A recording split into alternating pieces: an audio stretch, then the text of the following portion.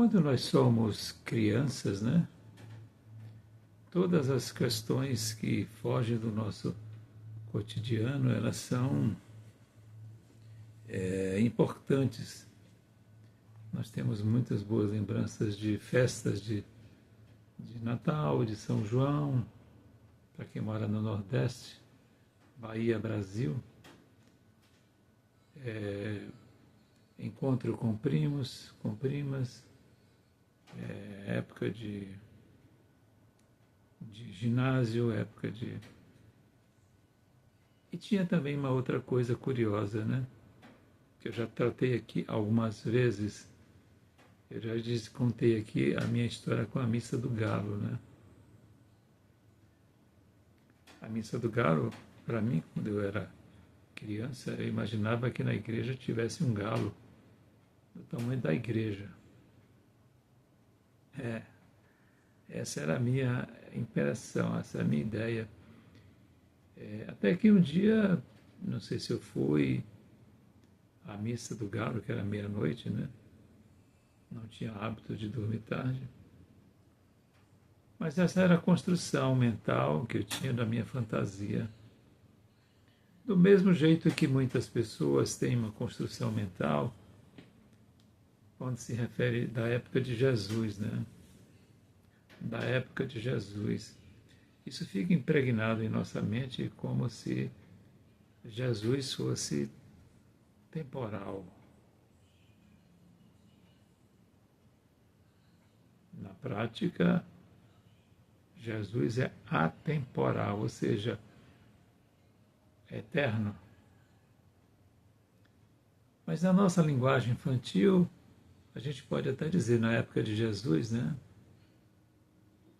Se referindo talvez ao Natal, se referindo talvez quando Jesus viveu aqui entre nós, fisicamente falando, né? Mas vale a pena corrigir essa linguística. Em lugar de você dizer na época de Jesus, você pode dizer Jesus sempre. Jesus sempre, né?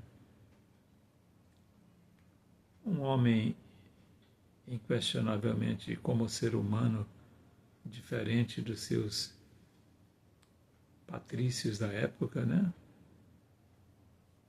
Tem uma série num desses canais de maravilhosa, The Chosen, que eu recomendo que você assista para você ver um outro Jesus, um Jesus mais parecido conosco, entre aspas, né?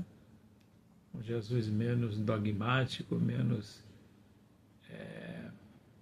suscetível a julgamentos maiores, né? Que não o de Roma antiga. Mas Jesus tem a época em nossas vidas, quando nós permitimos que ele tenha a época em nossas vidas, né?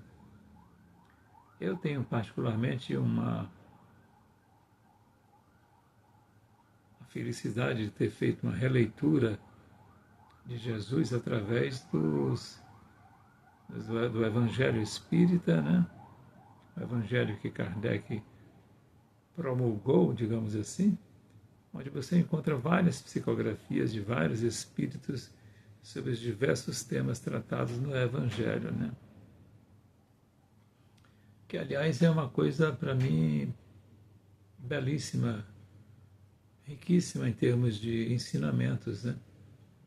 Você já se perguntou o que é que Jesus veio fazer aqui entre nós? O que é que Jesus veio fazer aqui entre nós, né?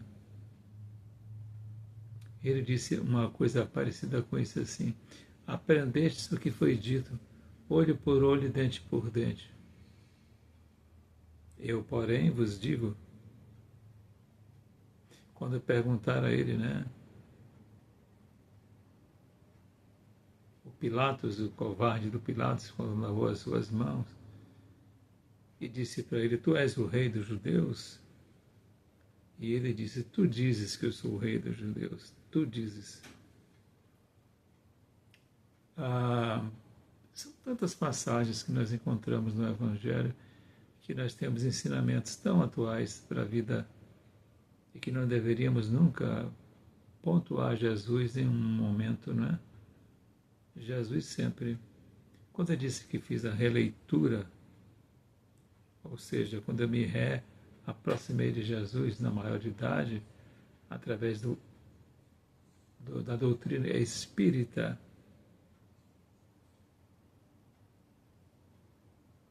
foi uma descoberta maravilhosa na minha vida.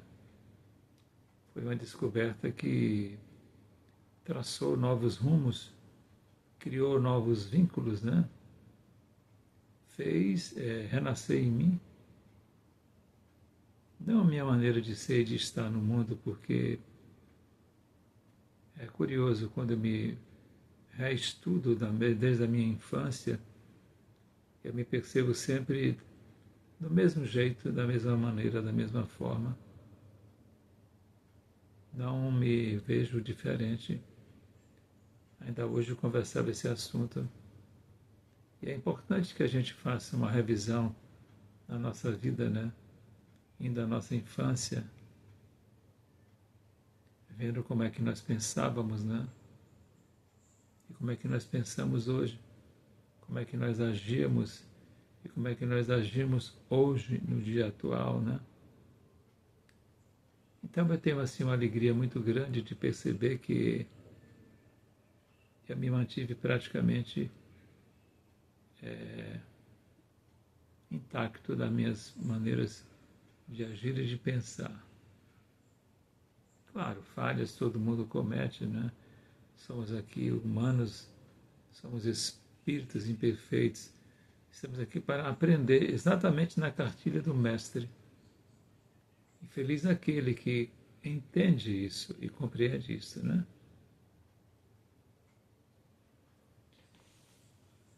Namastê, namastê. O Deus que habita em mim, cumprimento o Deus que habita em você. Jesus esteja em tuas propostas, em tua maneira de viver a vida. Muita paz, muita paz.